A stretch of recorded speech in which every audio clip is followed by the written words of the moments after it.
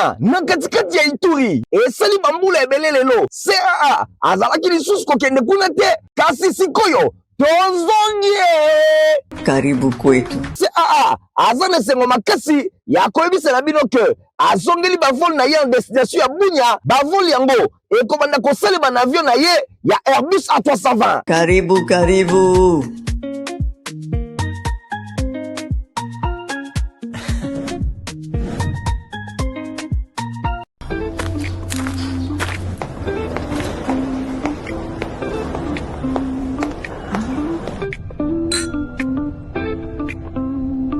Reprise ya vol CAA na Kolwezi et zongi déjà à partir il y a le 13 avril 2026. Bon réserver déjà ma place na bino.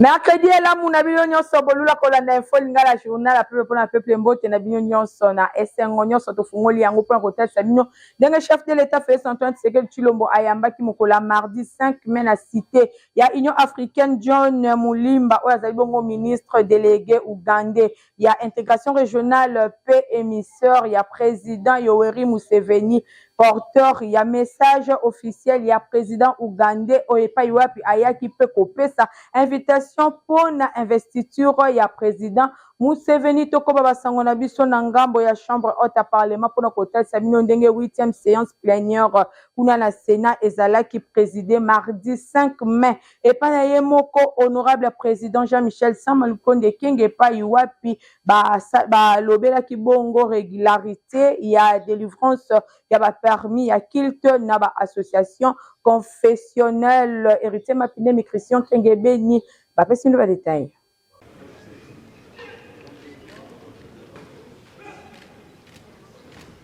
Na 8e séance plénière, président honorable Jean-Michel Sama Lukonde Kenge, Sénat a salaki bongo débat ya régularité ya délivrance ba permis ya ba cultiver ba association confession religieuse. Oui, sénateur Martin Mouya Mouboyayi a soulevé que la préoccupation ya makasi pour un sujet oyo ezali vraiment sensible. Ezali toucher la liberté et la religion pe na ordre public. Interpellé ministre d'État en charge de la justice pe garde de sceaux Guillaume Ngefa a talisike République démocratique du Congo azali ko compter près de 10 000 associations pe ba confession religieuse oyo eyebani. Pour 30 000 demandes mobimba ezali actuellement en cours et à traitement. Ba nombre oyo ezali bongo ko soulever d'interrogation pour une identification précise. Ya ba responsable religieux pe encadrement ba pratique oyo na territoire national. Ministre a rappelé que loi ezali ko exiger abstention ya personnalité juridique pour une association religieuse. Pe eloko moko te loko la permis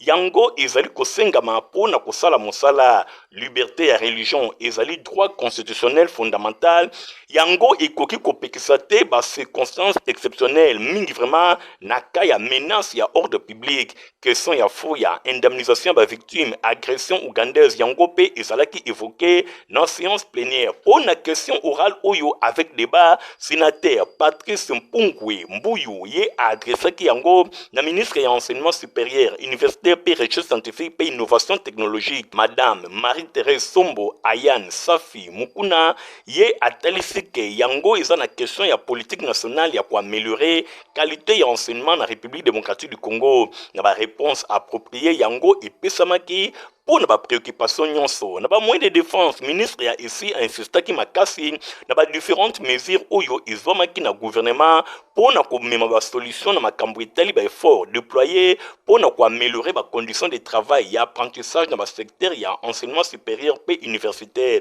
auteur ya question oyo sénateur Patrice Pungwe Mbuyu a formulé une série de recommandations oyo ekozala adopté na plénière avant epesama na ministre ya ici plénière oyo etiaki na lumière ba enjeu autour ya régulation ba pratique religieuse pe nécessité ya encadrement légal clair pour na ko prévenir na ba dérive nyonso.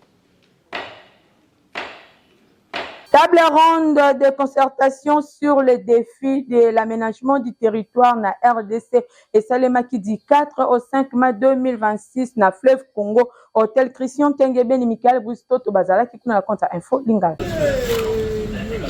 Fleuve Congo Hotel ezalaki pris d'assaut na bato ya ndenge na ndenge lo ya milulu oyo to pe table ronde oyo eteli ba défi aménagement du territoire organisé 2 journées makoka na ministère ya aménagement du territoire oyo ekumbamaka avec impact pe idéologie et puis docteur Jean Lycée Boussa Tomba bakisele mabekema swadi. Cérémonie ponctuée en présence du chef du gouvernement. La première ministre Judith Soumino Tuluka, tout le monde qui est présence de la gouvernement de la province, il y a des sénateurs, des députés, il y a des ministres provinciaux au secteur, des chefs de division, des responsables de l'établissement public, et des partenaires techniques et financiers. Sous le haut patronage de la primature, il y a des travaux et table ronde Oyo, et Vanaki Mingi pendant la solo Italie, des défis d'aménagement du territoire de la République démocratique du Congo. Nyonso na likanisi moko ko transformer espace national pour na kokomisango levier à croissance durable. Mot de circonstances de Salamaki et pas secrétaire général ya ministère. Si maye moko Jean Lycée Boussa, bombenga ye mondele moindo, ayaki moko zo maloba pona kofongola milulu asengaki abnégation ba participants na ba axe misatu oyo esengelaki balobela la milulu yango etant de ligne sur l'aménagement du territoire ba défi pe babongisi ya secteur face ya makambo ya ndenge na ndenge ezobongwana na mokili pe contribution stratégique ya aménagement du territoire na ba projet ya minene ya mboka. Si ma première ministre nde aki kosala discours ya clôture a souligné ki na maloba na ye urgence ya koposer ba action ya makasi ya politique nationale moko cohérente alobaki que objectif ezalaki clair na milulu oyo il faut ko adapter gestion ya espace na ba réalité ya lelo ndenge bato bakomeli to pe démographique nyonso lekanaki kitoko avec impact pe idéologie. Vice-premier ministre en charge de l'économie nationale, Daniel Mukoko Samba, ayambaki délégation d'aba opérateur pétrolier ya Ituri et ça qui na présence ya kokiso ya ba député pe ba sénateur ya même province héritier Mapinemi Fabrice Lundomi.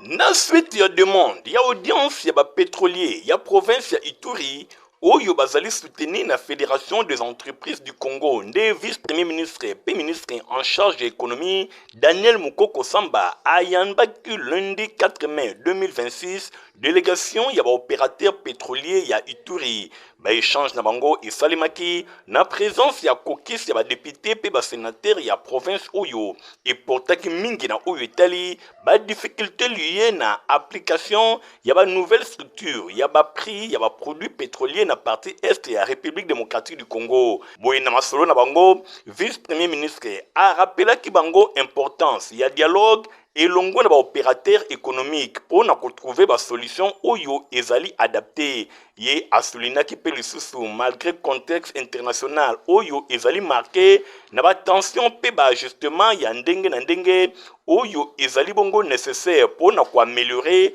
gestion ya aval pétrolier pe lisusu a indiqué que ba mécanisme nyonso ezali bongo en place mingi vraiment na oyo etali ba ressources parafiscales pe ba stock nyonso oyo etali sécurité pe eko permettre na ko soutenir secteur oyo sans ko recourir na ba ressources ya trésor public. Boye ba conclusion ezalaki arrêté eko permettre mise en œuvre ya structure ya ba prix oyo mingi koluka ko réaménager pe ko adapter ba réalité ya zone est pour na structure oyo ba prix ndenge ezali confirmé na arrêté ministériel oyo ezalaki signé yango ekotaki en vigueur le 5 mai 2026. Yango ezali ko viser ko faciliter réapprovisionnement ya ba consommateurs na ba produits pétroliers mingi penza na zone est. Boye président ya Fédération des entreprises du Congo ya Ituri Christophe Lomema Mukwa ye asaliwaki sens ya écoute pe lisusu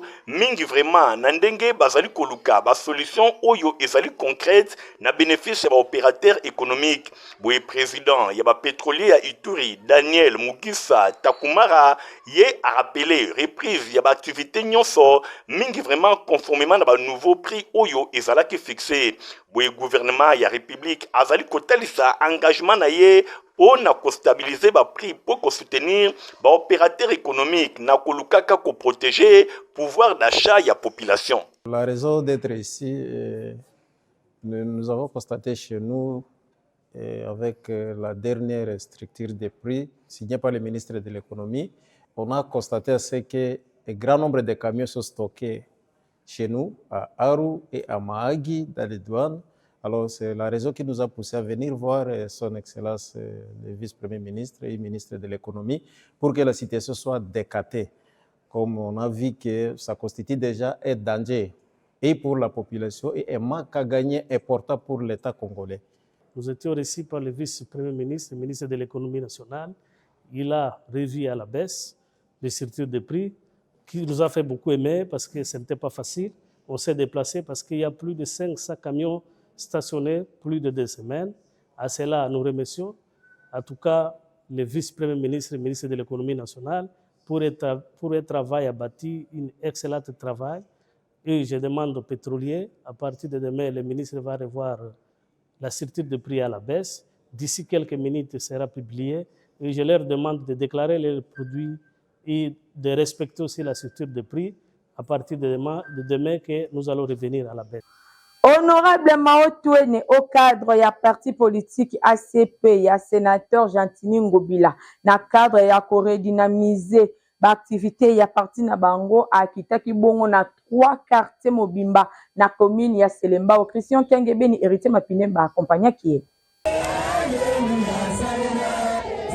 Week-end ezalaki trop chargé pona élu ya Selembao honorable Mao Twene di papa Selembao pe oyo azali au cadre ya parti politique babengi Alliance des Congolais Progressistes ACP na mokuse parti cher ya sénateur Gentini Ngobila Mbaka na cadre ya korinamiser ba parti na bango pe ko projeter 4 ans d'existence na bango ya ACP nde natina wana le responsable papa Selembao pe au cadre ya ACP honorable Mao Twene tambolaki na 3 quartiers mobimba ya commune ya Selembao totangi cité verte ngafani kuna lisolo ezalaki kaka moko pona recrutement ba membre pe kotalisa bango ba effort oyo ezali kosalema pe oyo esalema epai ya sénateur Gentini Ngobila Mbaka na tête ya ACP pendant 4 ans. Au cadre ya ACP ya sénateur Gentini Ngobila membre ya bureau politique ya ACP avec fonction oyo naza nango nazopesa yo lelo formulaire ya koremplir mpona 30 personnes na yo oyo ozo représenter au bazali awa.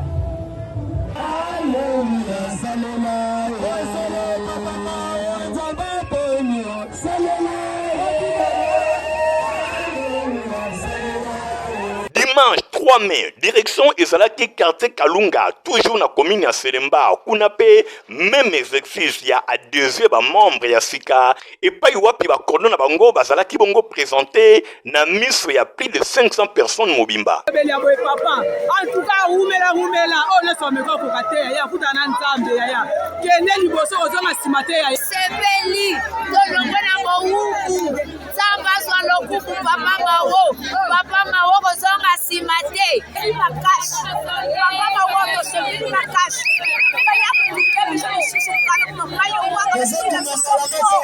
baye bakosa biso bapesi biso la bapesi biso kantine basala biso lote ye penza tomoni ya biso nde yeyo ye moko pe honorable Mao Twene alobaki boye na micro ya Infolinga tindami ya autorité morale na biso mwana mboka sénateur Gentini Ngobila toyaki lelo mpona kosala oyo asengi biso biso baso ba camarade na ye ya ACP mpona oyo etali ko redynamiser parti na biso ACP, c'est-à-dire kolamusa yango. Et lelo toyaki na Kalunga mpona koya ko installer ou bien ko investir, bien ko introniser etuluku ya bakordon oyo babotami sika banimi bazala ba cadre ya ACP pour créer to ba créer qui déjà ba noyau na bango ya 30 et les tous qui en face il y a présentation na bango accompagné na ba 30 na bango wana. Ah oui, bosimba ke mission oyo ya au cadre ya parti politique ACP ya honorable Jean-Tini Ngobila Mbaka, honorable Maotwene ekokoba na komini ya Selemba Mobimba na tina ya kopesa komini ya Selemba Mobimba na maboko ya sénateur Jean-Tini Ngobila Mbaka.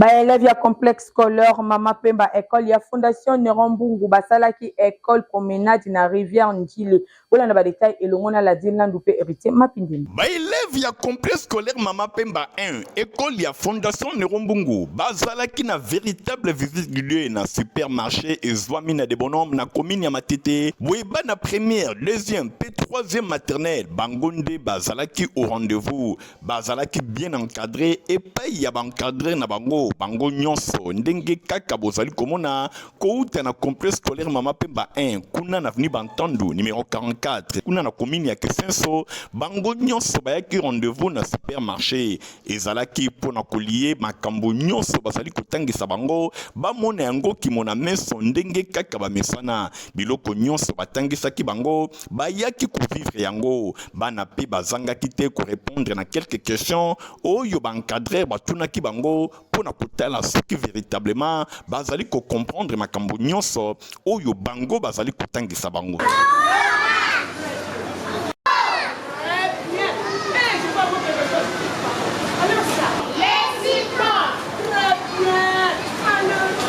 Bosimba pe boyeba ke nyonso etunamelaki bango ba réponse ya malonga epesamaki pambate na complexe scolaire Mama Pemba école ya fondation Nerombungu formation ezali vraiment ya qualité kuna parent tango okotisi mwana esengeli okangana yo maboko pambate bazali kobongisa avenir ya mwana na yo kobanda na maternelle kino na ba classe ya likolo ndenge kaka ezalaka lokola momesano voire même bateki ya supermarché bakamwaki na ndenge ya kosakana te komona niveau oyo bana complexe scolaire Mama Pemba bazali kotalisa pambate eloko ya kobomba ezali te eloko ya kosamba ezali te honorable Nerombungu elongo na fondation na ye bati ba bijou ya kitoko c'est-à-dire complexe scolaire Mama Pemba 1 pe complexe scolaire Mama Pemba 2 nyonso kaka pona ko former bana na ndenge elongo bani visite guidée oyo vraiment ezalaki occasion pona ba élèves nyonso ya première deuxième pe troisième maternelle ba yeba na ko palper biloko nyonso oyo batangisaka bango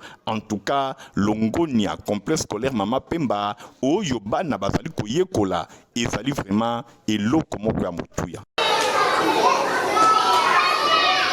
Compagnie africaine d'aviation CAA azongisi déjà bavol na ye ya Kinshasa Bunia.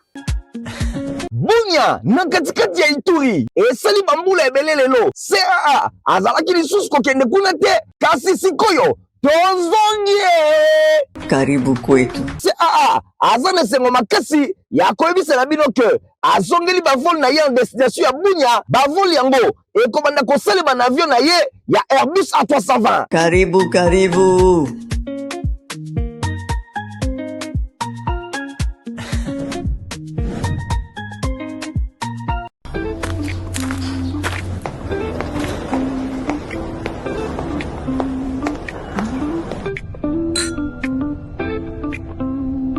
Reprise ya vol CA1 na Kolwezi et zongi déjà à partir il y a le 13 avril 2026. Bon réserver déjà ba place na bino.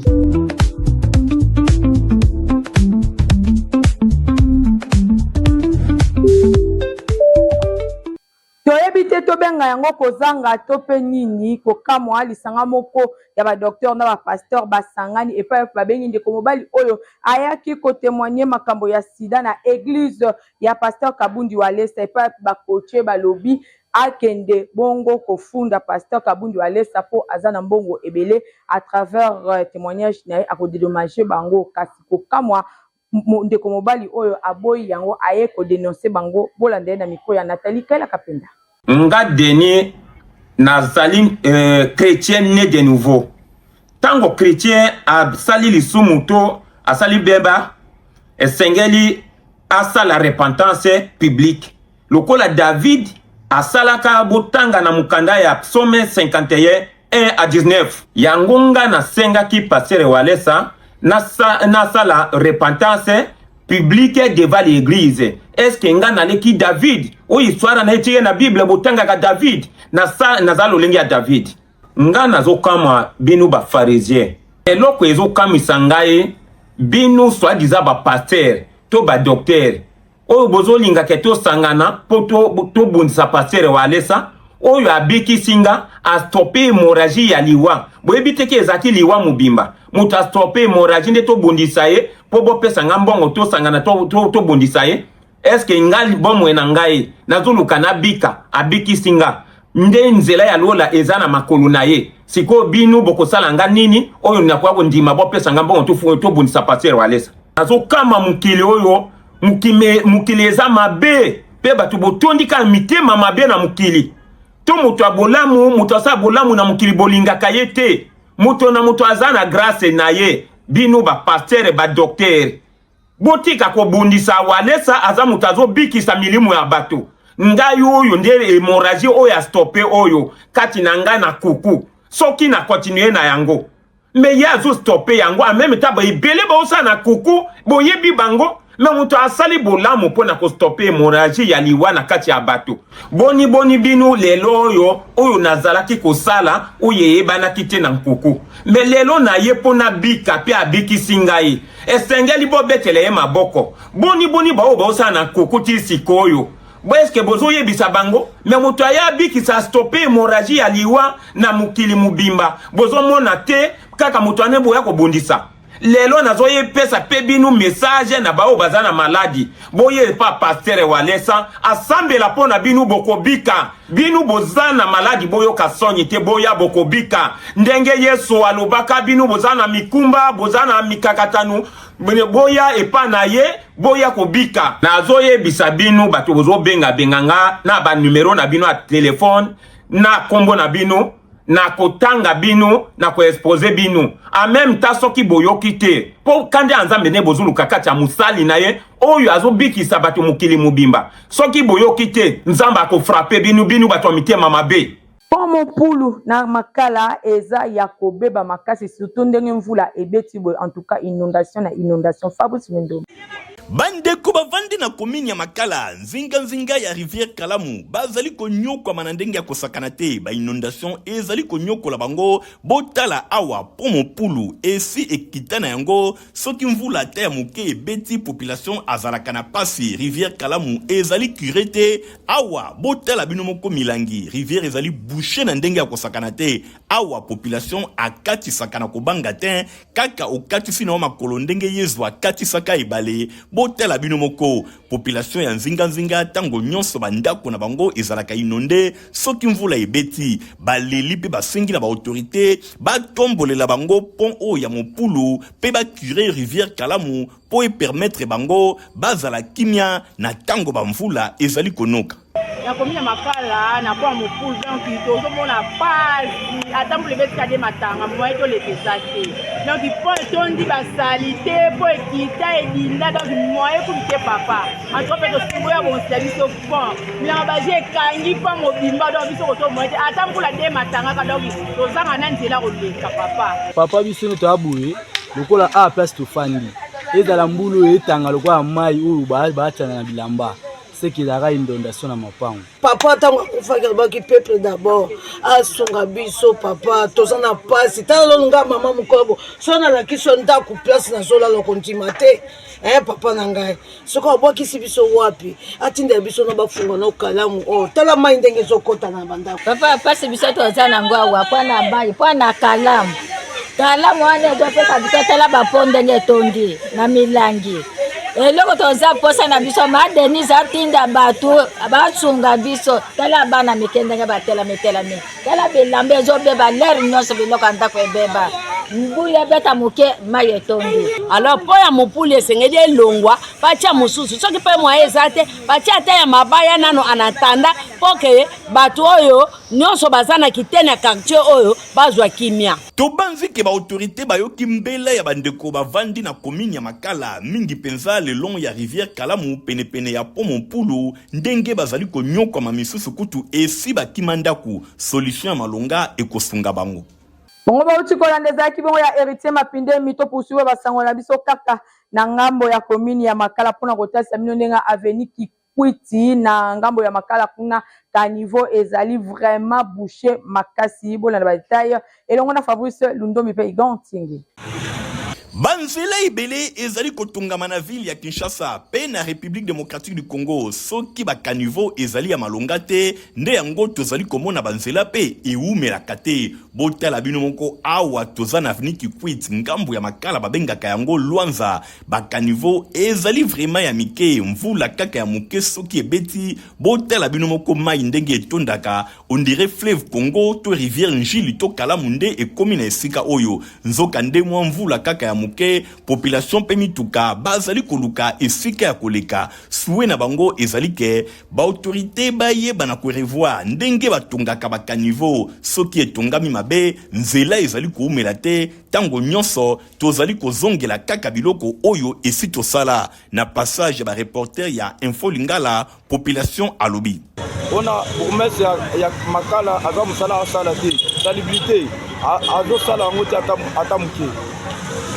dernièrement awuti kolekisa bamoto na ye awa alobi ke no bakobanda kotimbola bamemi babiloko oyo eza na kati ya tera te bamoto wana eza ya leta bapesi ye mais ti lelo totikala komana te bamoto wana baye nango mpona kolongola babiloko oyo eza na kati ya tera te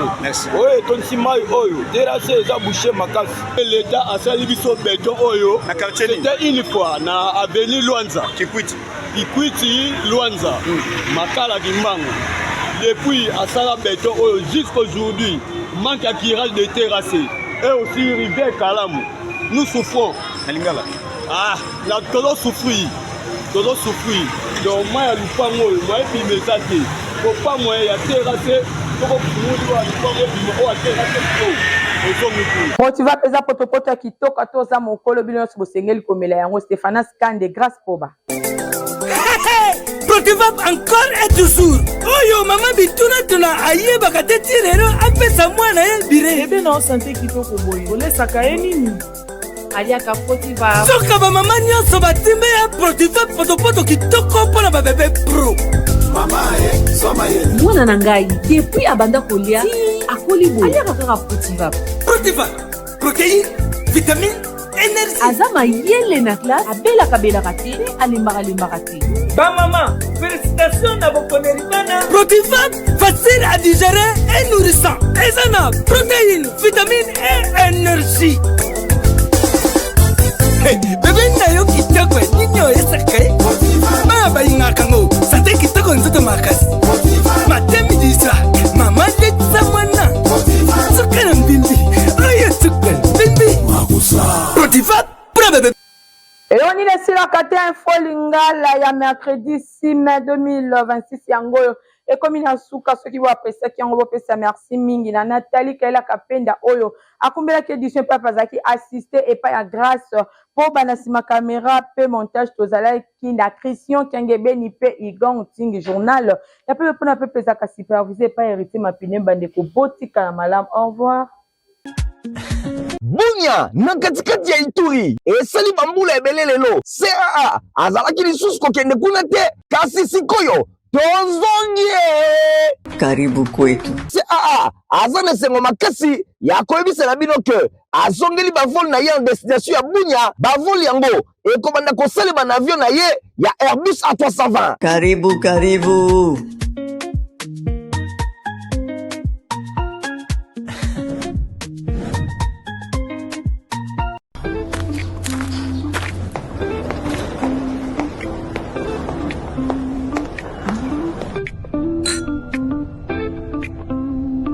Reprise ya vol CA1 na Kolwezi et zongi déjà à partir il y a le 13 avril 2026. Bon réserver déjà ba place na bino.